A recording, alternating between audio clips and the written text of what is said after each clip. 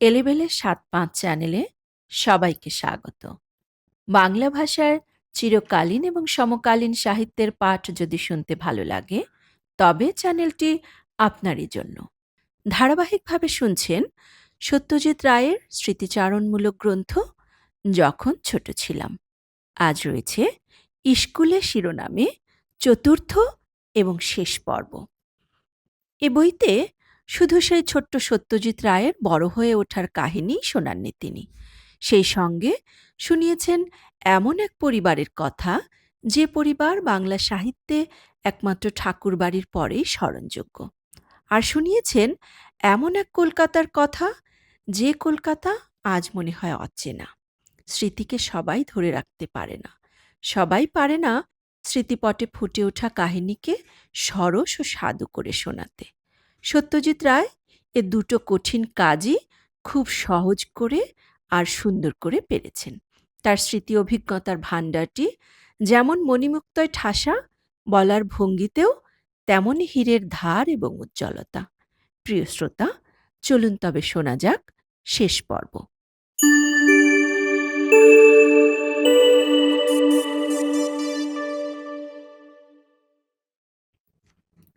ইস্কুলে। ছেলেবেলা কখন শেষ হয় অন্যদের কথা জানি না। আমার মনে আছে, যেদিন ম্যাট্রিক পরীক্ষার শেষ পরীক্ষা দিয়ে বাড়িতে এসে টেবিলের ওপর থেকে মেকানিক্সের বইটা তুলে মাটিতে ছুঁড়ে ফেলে দিলাম, ঠিক সেই মুহূর্তেই মনে হয়েছিল আমি আর ছোট নেই। এরপর কলেজ, এখন থেকে আমি বড় হয়ে গেছি। তাই আমি আমার স্কুল জীবনের কথা দিয়েই আমার ছেলেবেলার কথা শেষ করব। আমি যখন স্কুলে ভর্তি হই তখন আমার বয়স 8.5। মামাবাড়িতে তখন আরেকটি মামা এসে ডেরা বেঁধেছেন। এর নাম লেবু। এর কথা আগেই বলেছি। একদিন সকালে লেবু মামার সঙ্গে গিয়ে হাজির হলাম বালিগঞ্জ গভর্নমেন্ট হাই স্কুলে। যে ক্লাসে ভর্তি হব 5th ক্লাস, পরে নাম হয়েছিল ক্লাস 6। সেই ক্লাসের মাস্টার আমাকে কয়েকটি প্রশ্ন লিখে দিলেন আর গোটাচারে অঙ্ক কষতে দিলেন। আমি অন্য একটা ঘরে বসে উত্তর লিখে আবার মাস্টারের কাছে গিয়ে হাজির হলাম। মাস্টার তখন ইংরেজির ক্লাস নিচ্ছেন। আমার উত্তরের দিকে চোখ বুলিয়ে তিনি মাথা নাড়লেন। তার মানে উত্তরে ভুল নেই, আর তার মানে আমার স্কুলে ভর্তি হওয়া হয়ে গেল। কাঠের প্ল্যাটফর্মের উপর দাঁড়িয়ে মাস্টার মশাইয়ের হাত থেকে খাতা ফেরত নিচ্ছি।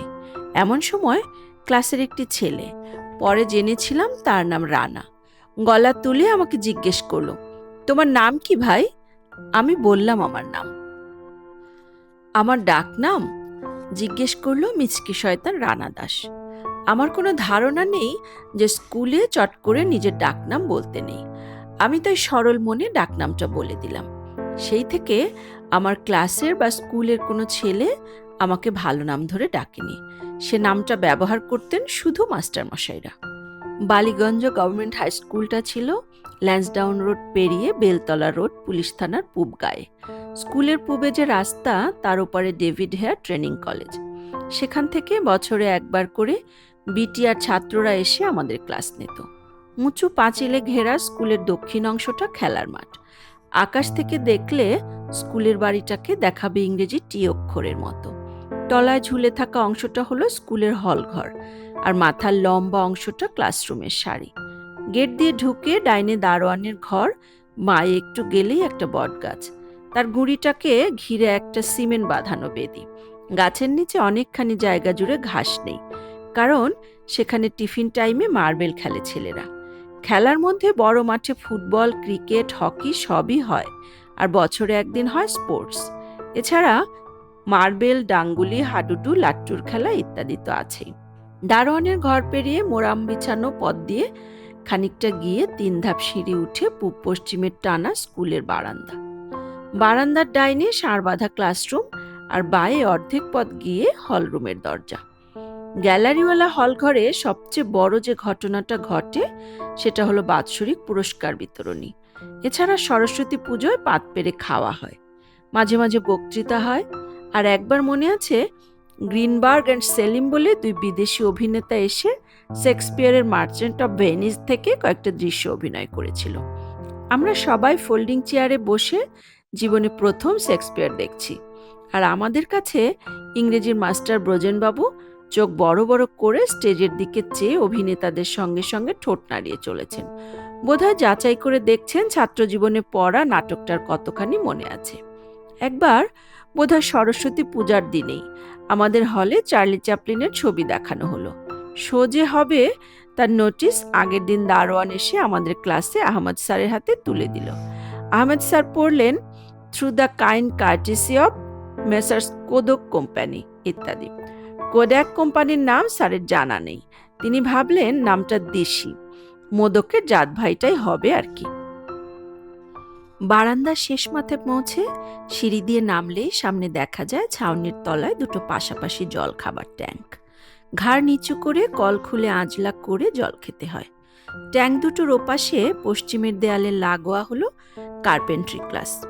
সেখানে তরফদার স্যারের আধিপত্য।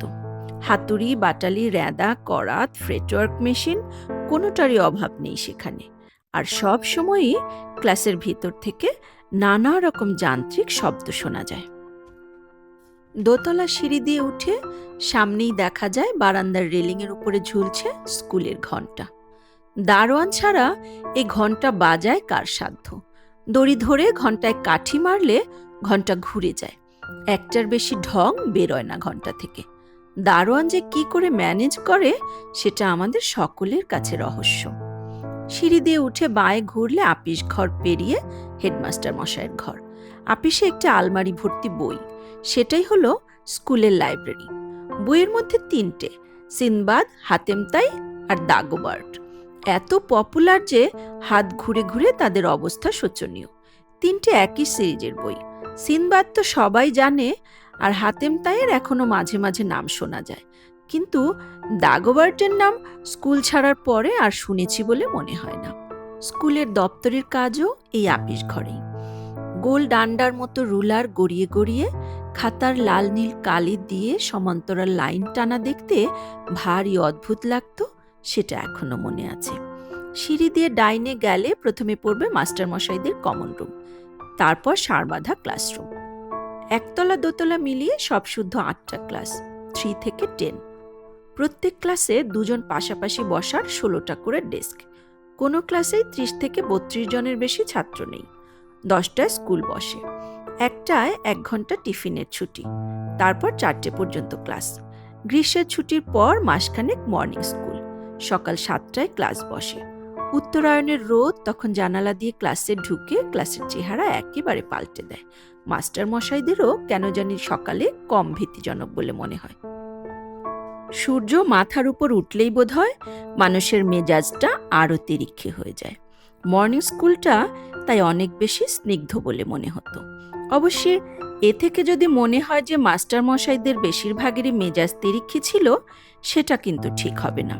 বরং এটাই ঠিক যে কিছু বাছাই করা দুষ্টু ছেলেদের উপর কিছু মাস্টারের রাগ গিয়ে পড়তো মাঝে মধ্যে।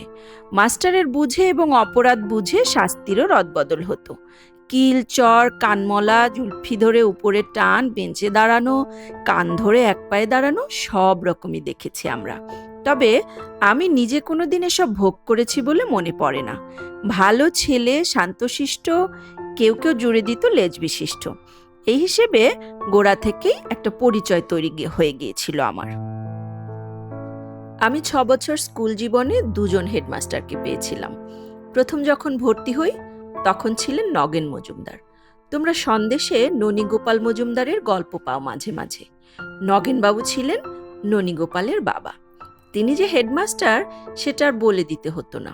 অন্তত আমার কল্পনার হেডমাস্টারের সঙ্গে তার চেহারার মিল ছিল 16 আনা। মাঝারি হাইট, ফর্সা রং, ঝুপো সাদা গোঁফ, সাদা চুল, পরনে গলাবন্ধ কোট আর প্যান্ট। মেজাজ যে শুধু গম্ভীর তা নয়, স্কুলে তার মুখে কেউ কোনোদিন হাসি দেখেছে কিনা সন্দেহ। বছরের শেষে বাৎসরিক পরীক্ষার পর একটা বিশেষ দিনে তিনি প্রত্যেকটি ক্লাসে গিয়ে হাতের লিস্ট দেখে পরীক্ষার প্রথম, দ্বিতীয় আর তৃতীয় কে হয়েছে সে নামগুলো পড়ে শোনাতেন। ক্লাসের বাইরে নগার জুতোর আওয়াজ পেলেই বুকের ভেতর যে ধরফরানি শুরু হতো তার কথা কোনোদিন ভুলব না। নগেনবাবুর পর এলেন যোগেশবাবু, যোগেশচন্দ্র দত্ত। এর চেহারা নগেনবাবুর চেয়ে কিছুটা চিমড়ে, আর গোঁফটা ঠোঁটের নিচে অনেকটা কম জায়গা দখল করে। কিন্তু ইনিও মার্কামারা হেডমাস্টার।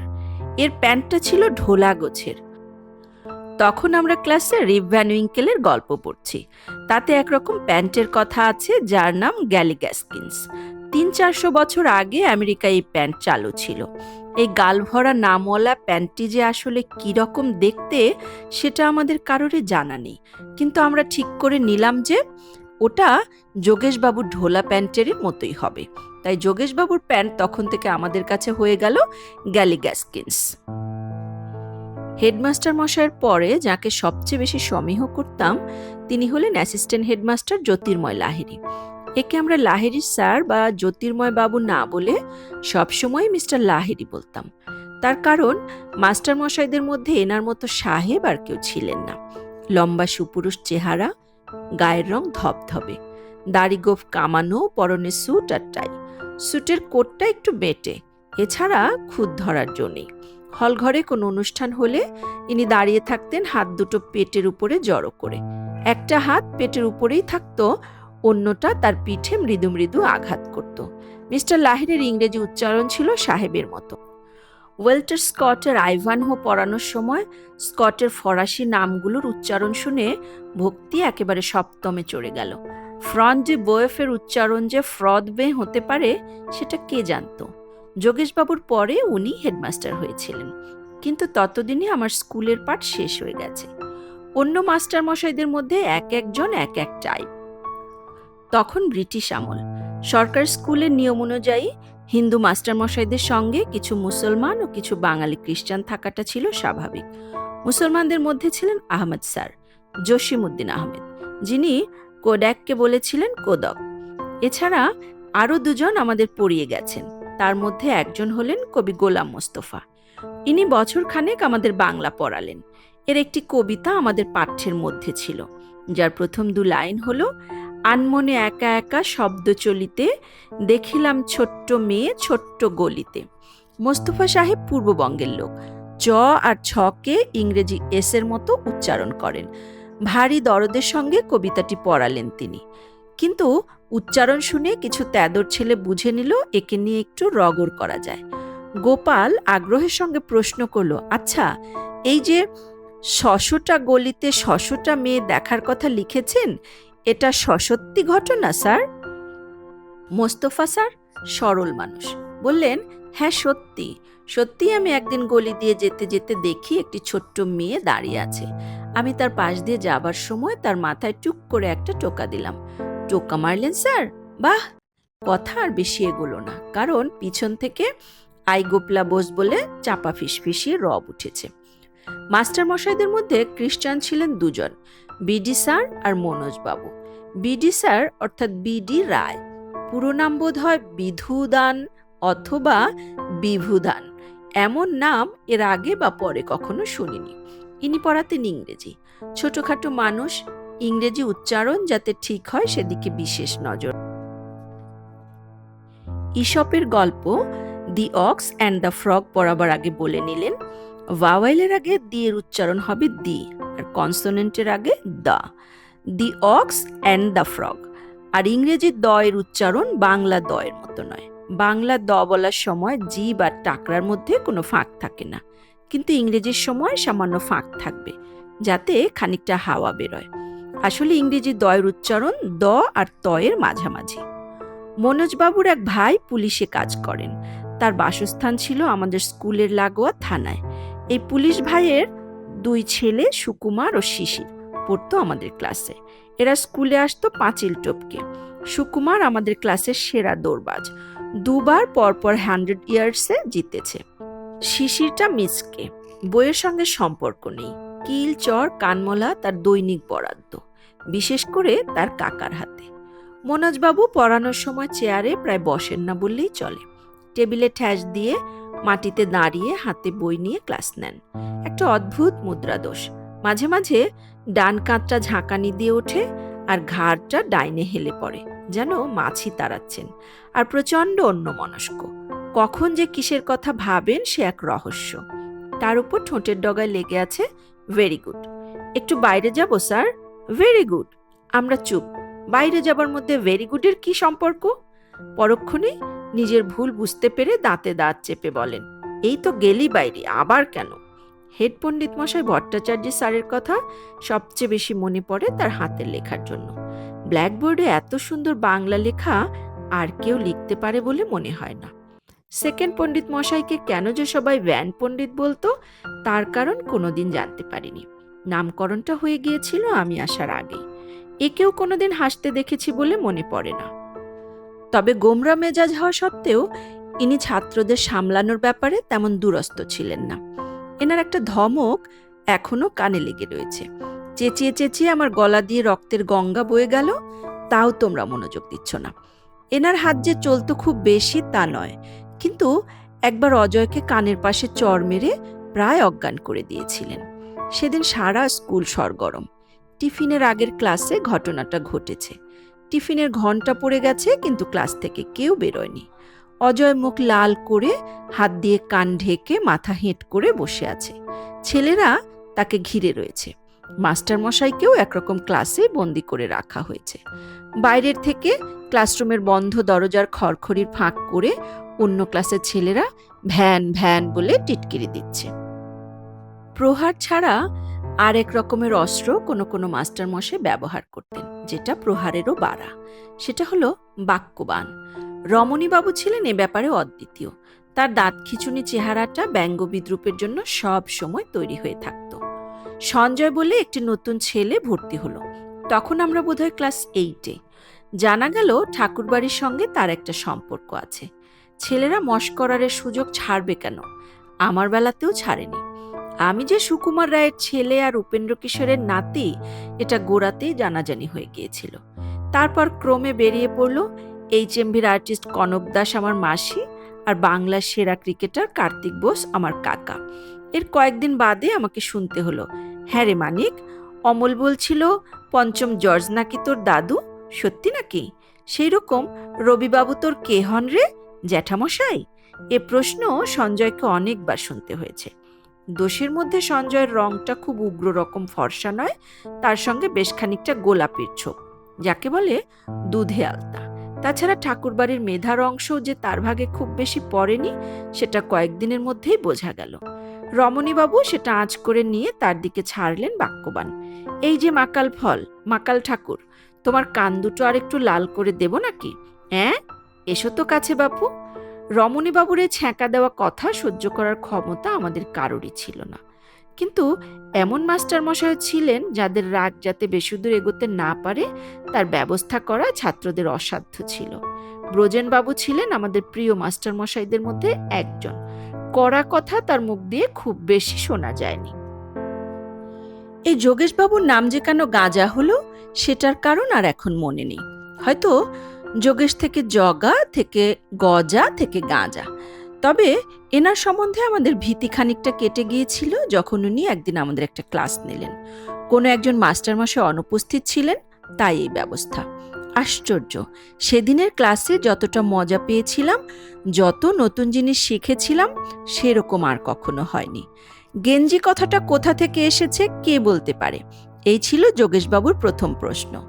আমরা কেউই বলতে পারলাম না।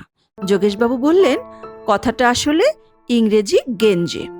ইংলিশ চ্যানেলে ফ্রান্সের উপকূলের কাছাকাছি একটি ছোট্ট দ্বীপের নাম গেঞ্জে। সেখান থেকেই এই জামার নাম, যেটা ওদের দেশে খালাসিরা পরত। যোগেশবাবু আরও বললেন যে বাঙালিরা এককালে এক ধরনের ওভারকোট পরত, যাকে তারা বলতেন অলস্টার। এই কোটের আসল নাম নাকি আলস্টার, আর এ নামটাও এসেছে একটা জায়গার নাম থেকে। আয়ারল্যান্ডের আলস্টার নামে একটি শহরে এই কোট প্রথম চালু হয়। এরপরে যোগেশবাবু যেটা করলেন সেটা আমাদের বেশ তাক লাগিয়ে দিল। ব্ল্যাকবোর্ডে গিয়ে উনি বানান করে প্রথমে লিখলেন 1 2 3 4 5 6 7 8 9। তারপর প্রত্যেকটা কথা থেকে খানিকটা মুছে দিয়ে ব্যাপারটা দাঁড়ালো অঙ্কে লেখা 1 2 3 4 5 6 7 8 9। এই ঘটনার পর গাঁজা হয়ে গেলেন আমাদের বেশ কাছের মানুষ। ছাত্ররা বেশি গোলমাল করলে তিনি ভারী ব্যস্ত হয়ে বলতেন, চেস টকিং চেস টকিং। তাতে সবসময় যে খুব কাজ হতো তা নয়। একবার এই অবস্থায় আর থাকতে না পেরে ব্রজেনবাবু একজন ছাত্রের দিকে চেয়ে হাঁকলেন, এই তুই উঠে আয় এখানে। শাস্তিটা কি হবে জানা নেই, হয়তো ক্লাসরুমের কোণে দাঁড়িয়ে থাকতে বলা হবে। ছাত্রটি উঠে এগিয়ে যেতেই হঠাৎ অলোক তার জায়গা ছেড়ে উঠে গিয়ে ব্রজেনবাবুকে জড়িয়ে ধরল। স্যার, আজকের দিনটা ওকে মাফ করে দিন স্যার। ব্রজেনবাবুর রাগ তখনও পড়েনি, তবে তিনি অপ্রত্যাশিত বাধাতে কিঞ্চিত অপ্রতিভ হয়ে বললেন, কেন আজকের দিনটা কেন? আজ মার্চেন্ট সেঞ্চুরি করেছে স্যার। এই ব্রজেনবাবুরই একদিন সরকারি ডাক পড়ল এক বিখ্যাত খুনের মামলায় জুরি হবার জন্য। এ ডাকে সাড়া না দিয়ে উপায় নেই, ব্রজেনবাবুকে তাই মাঝে মাঝে স্কুল কামাই করে আদালতে হাজিরা দিতে হয়। পাকুড় হত্যার মামলায় তখন কলকাতা সরগরম, জমিদারি খুনে মামলা। সেই নিয়ে কত বই বেরোচ্ছে হপ্তায় হপ্তায়, রাস্তার মোড়ে মোড়ে বিক্রি হয় সেগুলো, আর লোকে হুমড়ি দিয়ে কিনে নিয়ে গোগ্রাসে গেলে। ব্রজেনবাবু কোর্টে হাজিরা দিয়ে পরদিন স্কুলে এলেই আমরা তাকে ছেঁকে ধরি, স্যার মামলায় কি হলো বলুন স্যার। পড়াশোনা শিখে ওঠে, কারণ ব্রজেনবাবুও যেন গল্প শোনাতে উৎসুক। টানা 1 ঘন্টা ধরে হাওড়া স্টেশনের ভিড়ের মধ্যে ইঞ্জেকশন দিয়ে শরীরে বিষ ঢুকিয়ে দেওয়া লোমহর্ষক হত্যার গল্প শুনি আমরা। বালিগঞ্জ গভর্নমেন্ট স্কুলে তখনকার দিনে ছাত্রদের কোনো ইউনিফর্ম ছিল না। আমরা কেউ কেউ হাফ প্যান্ট পরতাম, কেউ কেউ ধুতি।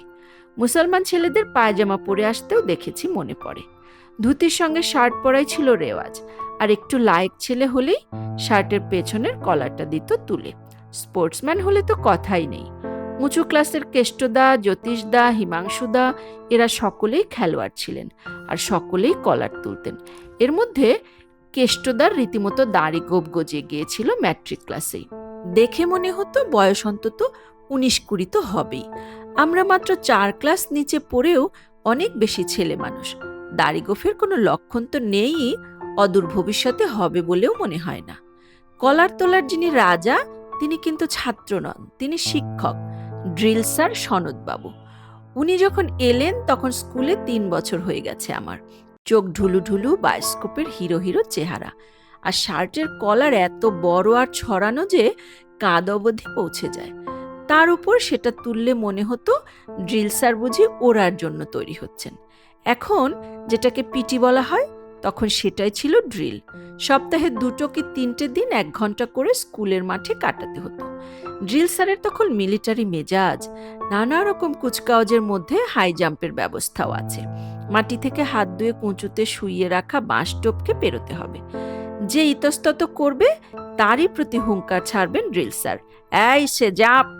ভদ্রলোক জাম্প কথাটা জাম্প আর ঝাঁপের মাঝামাঝি করে নিয়েছেন হুকুমটা আরো জোরদার হবে বলে।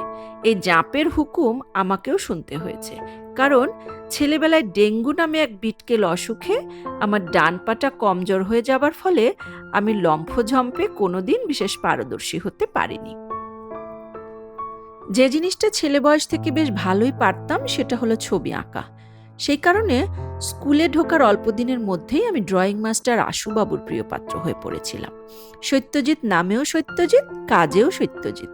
কথাটা অনেকবার বলতে শুনেছি আশুবাবুকে, যদিও কাজেও সত্যজিৎ বলতে উনি কি বোঝাতে চান সেটা বুঝতে পারেনি। রোগাপটকা মানুষ, চোখা নাক, সরু গোঁফ, হাতের আঙুলগুলো সরু লম্বা, টাকমাথার পিছন দিকে তেলতেলে লম্বা চুল। গভর্নমেন্ট আর্ট স্কুল থেকে আঁকা শিখেছেন, তবে ইংরেজিটা আদৌ শেখা হয়নি। ছাত্ররা সবাই সেটা জানে, আর জানে বলেই ক্লাসে নোটিশ এলেই সবাই সমস্বরে চেঁচিয়ে ওঠে, স্যার নোটিশ। আশুবাবু দারোয়ানকে ঢুকতে দেখলেই একটা যে কোনো কাজ বেছে নিয়ে তাতে গভীরভাবে মনোনিবেশ করে বলেন, দিলীপ নোটিশটা একটু পড়ে দাও তো বাবা। দিলীপ ক্লাসের মনিটর, সে নোটিশ পড়ে আশুবাবুর সমস্যা মিটিয়ে দেয়। একদিন আমার একটা ছবিতে আশুবাবু নম্বর দিলেন 10+F। সবাই ঝুঁকে খাতা পড়ে দেখে বলল, +F কেন স্যার? আশুবাবু গম্ভীরভাবে বললেন, F হলো ফার্স্ট। বাৎসরিক প্রাইজ ডিস্ট্রিবিউশনের কিছুদিন আগে থেকে আশুবাবুর ব্যস্ততা বেড়ে যেত। হল সাজানোর ভার তার উপর। ছেলেদের আঁকা ছবির প্রদর্শনী হবে, সেটার দায়িত্ব তার। প্রাইজের আগে বিবিধ অনুষ্ঠানের মধ্যে একটা মার্কামার আইটেম আছে, সেটাতেও আশুবাবুর অবদান আছে। আইটেমটাকে বলা হয় মিউজিক ড্রয়িং। এটা বোধহয় স্কুলের শুরু থেকেই চালু ছিল। স্টেজের উপর ব্ল্যাকবোর্ড আর রঙিন খড়খড়ি রাখা থাকবে, একজন ছাত্র একটি গান গাইবে, আর সেই সঙ্গে আরেকজন ছাত্র গানের সঙ্গে কথা মিলিয়ে ব্ল্যাকবোর্ডে ছবি আঁকবে। আমি থাকাকালীন প্রতিবার একই গানই হয়েছে, রবীন্দ্রনাথের অমল ধবল পালে লেগেছে মন্দ মধুর হাওয়া, দেখি নাই কভু এমন তরণী বাওয়া।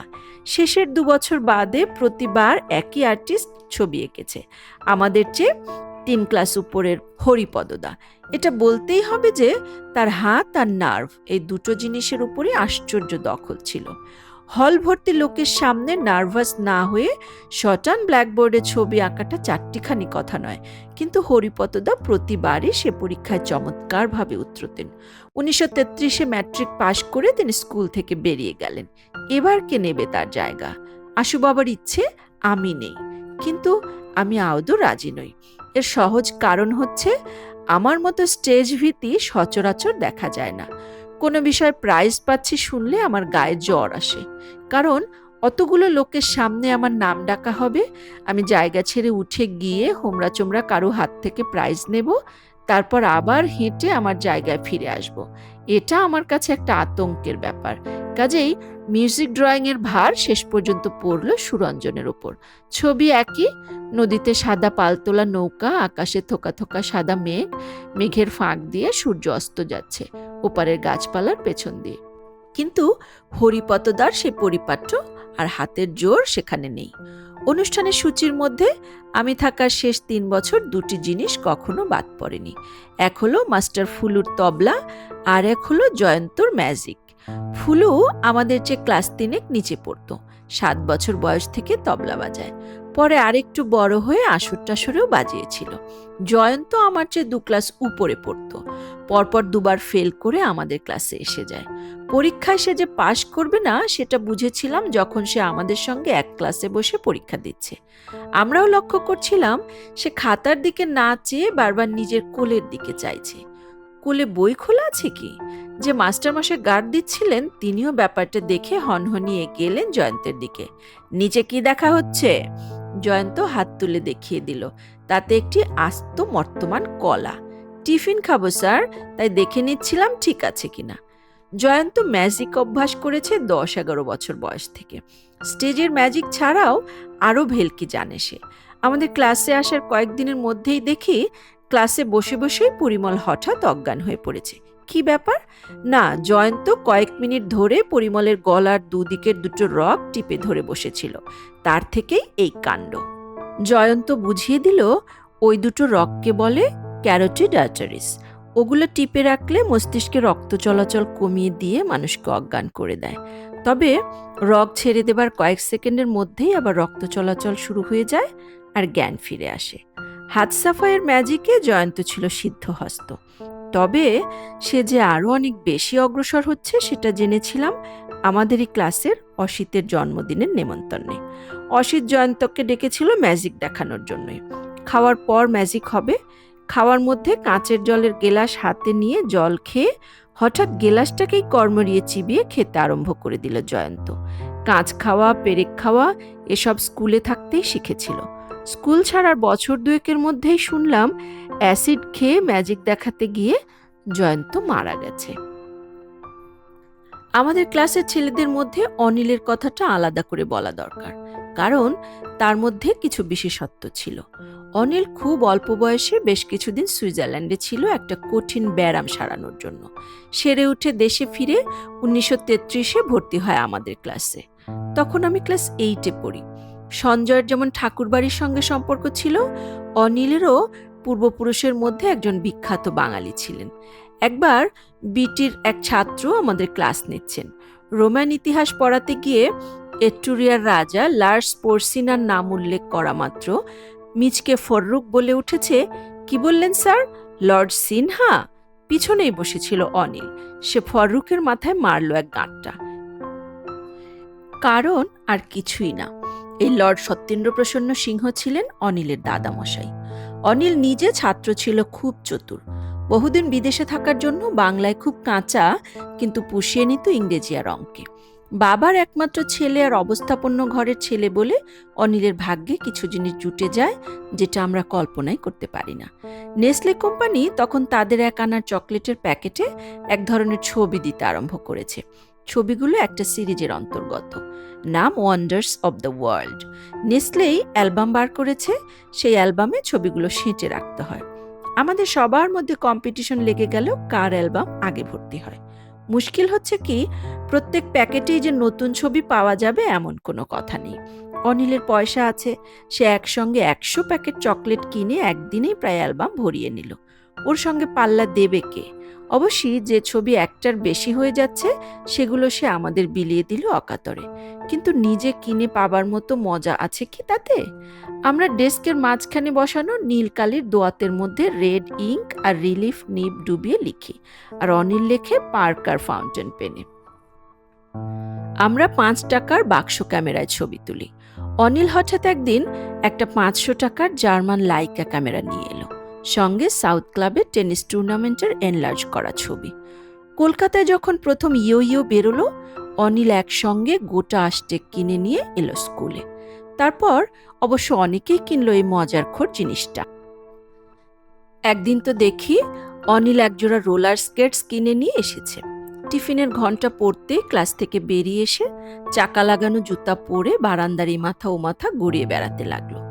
টিফিনের 1 ঘন্টার মধ্যে খাওয়া এবং খেলা দুটোই চলত। অনেক ছেলে বাড়ি থেকে টিফিন বাক্সে খাবার নিয়ে আসতো। আমরা খেতাম 1 পয়সায় একটা করে আলুর দম। শালপাতার ঠোঙায় বিক্রি হতো এই আলু, সঙ্গে একটি কাঠি। সেই কাঠিতে আলুটা বিঁধিয়ে মুখে পুরে দিতে হতো। একদিন টিফিনের সময় দেখি অদ্ভুত এক নতুন খাবারের আমদানি হয়েছে। কাগজে মোড়া মাখনের প্যাকেটের মতো দেখতে আইসক্রিম, নাম হ্যাপি বয়, বাঙালি কোম্পানি। রাস্তায় ফেরি করা আইসক্রিম সেই প্রথম। কিছুদিনের মধ্যেই শহরের সর্বত্র দেখা যেতে লাগলো হ্যাপি বয় আইসক্রিমের ঠেলাগাড়ি। হ্যাপি বয় উঠে যাবার পর এলো ম্যাগনোলিয়া, আর তারও অনেক পরে কোয়ালিটি ফ্যারিনি। টিফিন টাইমের খেলার মধ্যে গুলি ডাঙ্গুলি ছাড়া যেটা বিশেষভাবে চালু ছিল সেটা হলো লাট্টু। যোগুবাবুর বাজারের কাছে মিত্র মুখার্জির দোকানের সিঁড়িতে বিকেলে দোকান পেতে বসতেন কলকাতার সেরা লাট্টু বানানেওয়ালা গুপিবাবু। লাট্টু যে কত ভালো ঘুরতে পারে সেটা গুপিবাবুর লাট্টুর ঘূর্ণি যে দেখেনি সে জানতে পারে না। সেই লাট্টু গচ্চা মেরে অন্যের লাট্টু ফাটিয়ে দেবার খেলা চলতো টিফিনে। তাছাড়া হাত লেত্তি, উড়ন লেত্তি, ঘুরন্ত লাট্টুকে হাত থেকে লেত্তিতে ঢেলে নিয়ে আবার হাতে তুলে নেওয়া, এসব তো আছেই। একবার গচ্চা লাট্টুর গায়ে না লেগে লাগলো অমলের পায়ে, আর পায়ের পাতা থেকে তৎক্ষণাৎ গলগলিয়ে রক্ত। খেলতে গিয়ে এই ধরনের বিপত্তি আরও হয়েছে। যেমন হলো অ্যানুয়াল স্পোর্টসে সুশান্তর। আমাদের ক্লাসের ছেলে, স্পোর্টস আর পড়াশোনা দুটোতেই ভালো। স্পোর্টসে একটা আইটেম ছিল ব্লাইন্ড ফোল্ড রেস। মাঠের এক কোণা থেকে আরেক কোণে 100 গজ দৌড়ে আসতে হতো চোখ বাঁধা অবস্থায়। রেস শুরু হলো। সুশান্ত যে লাইনে রাখতে পারেনি, মাঝপথে বাঁয়ে সরে এসেছে, সেটা দেখতেই পাচ্ছি। কে একজন তার নাম ধরে চেঁচিয়ে উঠল তাকে সাবধান করে দেবার জন্য। সুশান্ত ভরকে গিয়ে এক মুহূর্তের জন্য থেমে পর মুহূর্তেই দেরি হয়ে যাচ্ছে ভেবে প্রচণ্ড বেগে দৌড়ে গিয়ে ফিনিশিং পোস্ট থেকে প্রায় 50 হাত বাঁয়ে চোখ বাঁধা অবস্থায় সোজা ধাক্কা খেল স্কুল কম্পাউন্ডের দেয়ালে। সেই দৃশ্য আর ধাক্কার সেই শব্দের কথা ভাবলে এখনো গা শিউরে ওঠে। তার পরের বছর থেকে অবশ্যই ব্লাইন্ডফোল্ড রেস ব্যাপারটাই উঠে যায়। স্কুলের প্রথম 4টি বছর আমি বকুল বাগান রোডেই ছিলাম। ক্লাস 9-এ থাকতে সোনামামা বাড়ি বদল করে চলে গেলেন বেলতলা রোডে। এবারই আগের বাড়ির চেয়ে কিছুটা বড়। বেলতলায় আমাদের পাশের বাড়িতে থাকতেন চিত্তরঞ্জন দাশের জামাই ব্যারিস্টার সুধীর রায়। তাদের হালকা হলদে রঙের গাড়ি আমার প্রথম দেখা ডাকসাইটে জার্মান গাড়ি, মার্সিডিজ বেঞ্জ। সুধীর বাবুর ছেলে মানু ও মন্টু আমার বন্ধু হয়ে গেল। মানুও পরে ব্যারিস্টারি করে, আর আরও পরে রাজনীতি করে বাংলার কংগ্রেসি মুখ্যমন্ত্রী হয়। তখন লোকে তাকে জানে সিদ্ধার্থ শঙ্কর রায় নামে। পাড়ায় একটা ছেলেদের ক্লাব আছে। আমি বেলতলা যাবার 2-1 দিনের মধ্যে ক্লাবের ছেলেরা দল করে এসে আমাকে ধরে নিয়ে গেল। মানুমন্টুও সেই ক্লাবের সভ্য। আমাদের 2টো বাড়ি পরেই আরেক ব্যারিস্টার নিশীথ সেনের বাড়ি। সে বাড়ির বড় মাঠে ক্রিকেট হকি খেলা হয়, আর মানুদের ছোট মাঠে হয় ব্যাডমিন্টন। নিশীথ সেনের ছেলে ভাইপো, চুটি, ফুনু, অনু সবাই ক্লাবের মেম্বার। আরও মেম্বারদের মধ্যে আছে চাটুর্যদের বাড়ির নীলু, বলু, অনাথ, গোপাল। স্কুলে থাকতেই সঙ্গী সাথী হয়েছিল। তারা বাড়ির বাইরে এসে রাস্তা থেকেই আমার ঘরের দিকে মুখ করে পাড়া কাঁপিয়ে হাঁক দিত, মানিক, বাড়ি আছিস? এখন তাদের সঙ্গে আরও নতুন সাথী যোগ হলো। আরেকটি ছেলে ছিল, সে সাউথ সাবারবান স্কুলে পড়ে, আমাদের একই ক্লাসে, যদিও আমাদের চেয়ে বছর চারেকের বড়। পরপর কয়েক বছর ফেল করেই বোধহয় এই দশা। এই অরুণ, ডাকনাম পানু, হলো ময়মনসিংহের অখিল বন্ধু গৃহদের বাড়ির ছেলে, থাকে নিশীথ সেনের উল্টো দিকের বাড়িতে। আমাদের ক্লাবের সভ্য হওয়া সত্ত্বেও বুদ্ধি কম বলে তাকে বিশেষ কেউ পাত্তা দেয় না। সেই পানুও হঠাৎ একদিন দমদমের ফ্লাইং ক্লাবে ভর্তি হয়ে অ্যারোপ্লেন চালানো শিখে ফেলল। তারপর ফ্লাইং ক্লাবের বাৎসরিক উৎসবে সে আমাদের দমদমে নেমন্তন্ন করে নিয়ে গিয়ে 2 সিটার প্লেনে আকাশে উঠে পরপর ভীষণ শব্দে আমাদের দিকে ড্রাইভ করে নেমে এসে আবার উঠে গিয়ে আমাদের তাক লাগিয়ে দিল। এরপর থেকে অবশ্যই আমরা পানুকে বিশেষ সমীহ করে চলতাম। আমাদের সময় একটা সরকারি নিয়ম ছিল যে 15 বছর বয়সের কমে ম্যাট্রিক পরীক্ষা দেয়া চলবে না। আমাদের পরীক্ষা হবে 1936-এর মার্চ মাসে। তখন আমার বয়স হবে 14 বছর 10 মাস। তার মানে 1 বছর বসে থাকতে হবে। মহা মুশকিল। ওকালতির কারসাজির সাহায্যে বয়স বাড়িয়ে নেওয়া যায়, কিন্তু মা সে ব্যাপারে মোটেই রাজি নন। আশ্চর্য, পরীক্ষার কয়েক মাস আগেই সরকার 15 বছরের নিয়মটা তুলে দিলেন, আর আমাকেও 1 বছর বসে থাকতে হলো না। স্কুল ছাড়ার বছর 10 পরে কোনো একটা অনুষ্ঠানে, বোধহয় পুরনো ছাত্রদের সম্মেলনে, আমাকে বালিগঞ্জ গভর্নমেন্ট হাই স্কুলে যেতে হয়েছিল। হল ঘরে ঢুকে মনে হয়েছিল, এ কোথায় এলাম রে বাবা? এ ঘর কি সেই ঘর যেটাকে এত পেল্লায় বলে মনে হতো? দরজায় যে মাথা ঠেকে যায়। শুধু দরজা কেন, সবই যেন ছোট ছোট মনে হচ্ছে। বারান্দা, ক্লাসরুম, ক্লাসের বেঞ্চিগুলো অবশ্যই হবে নাই বা কেন। যখন স্কুল ছেড়েছি তখন আমি ছিলাম 5 ফুট 3 ইঞ্চি, আর এবার যে ফিরে এলাম এখন আমি প্রায় 6.5 ফুট। স্কুল তো আছে যেই কে সেই, বেড়েছি শুধু আমি। এরপরে আর স্কুলে ফিরে যাইনি কখনো। এটাও জানি যে যেসব জায়গার সঙ্গে ছেলেবেলার স্মৃতি জড়িয়ে থাকে সেসব জায়গায় নতুন করে গেলে পুরনো মজাগুলো আর ফিরে পাওয়া যায় না। আসল মজা হলো স্মৃতির ভাণ্ডার হাতড়ে সেগুলোকে ফিরে পেতে। স্মৃতিচারণে যে সকল আত্মীয় স্বজনের নাম উঠে এসেছে, গ্রন্থটির শেষে তাদের পরিচয় লিপি সংযুক্ত করা হয়েছে। পরিচয় লিপিটি পড়ে শোনাচ্ছি। বাবা সুকুমার রায়, মা সুপ্রভা রায়, কাকিমা পুষ্পলতা রায়, বুলুপিসি মাধবী মহলানবিশ, তুতুপিসি ইলা চৌধুরী, সোনা ঠাকুমা মৃণালিনী বসু, হিতেন কাকা হিতেন্দ্র মোহন বসু, বাপি শৈলেন্দ্র মোহন বসু, বাবু সোমেন্দ্র মোহন বসু, বুলা কাকা প্রফুল্লচন্দ্র মহলানবিশ, সোনা মামা প্রশান্ত কুমার দাস, মেসোমশাই ইন্স্যুরেন্স কোম্পানির মালিক অবিনাশ চন্দ্র সেন, দিদিমা সরলা দাস, মেজমামা সুধীন্দ্রচন্দ্র দাস, বড় মামা চারুচন্দ্র দাস, বড় মাসি প্রতিভা দত্ত, মানুদা দিলীপ কুমার দত্ত, কালু মামা বঙ্কিমচন্দ্র পাল, লেবু মামা হীরেন্দ্রনাথ দাশগুপ্ত, মেজ পিসে মশাই অরুণনাথ চক্রবর্তী, পানকু কাকা করুণারঞ্জন রায়, নিনিদি নলিনী দাম, রুবিদি কল্যাণী কার্লেকার, ছুটকি মাসি প্রভা আয়েঙ্গার, মন্টু সঞ্জীব চন্দ্র দাস, বাচ্চু প্রদীপ কুমার দাস, পুপে নন্দিনী দেবী, নন্দলাল বাবু নন্দলাল বসু, মায়া মাসিমা মায়া দাস, মনুমাসি গিরিবালা সেন, মেজ পিসিমা পুনালতা চক্রবর্তী, কল্যাণ কল্যাণ কুমার চক্রবর্তী, লতু লতিকা রায়, ডলি অমিতা রায়, মেসোমশাই এক্সাইজ কমিশনার সুধীরচন্দ্র হালদার, রণদা রণজিৎ সেন।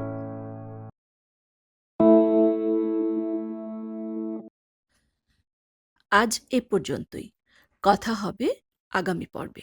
প্রিয় শ্রোতা, আমাদের পাঠ যদি ভালো লেগে থাকে তবে চ্যানেলটি সাবস্ক্রাইব করুন। নিজের পছন্দের কোনো গল্প অথবা গ্রন্থ পাঠ শুনতে চাইলে কমেন্টে তার নাম লিখে জানাতে পারেন। চেষ্টা করব পড়ে শোনাতে। ভালো থাকুন, ভালো রাখুন। কল্যাণ হোক সকলের।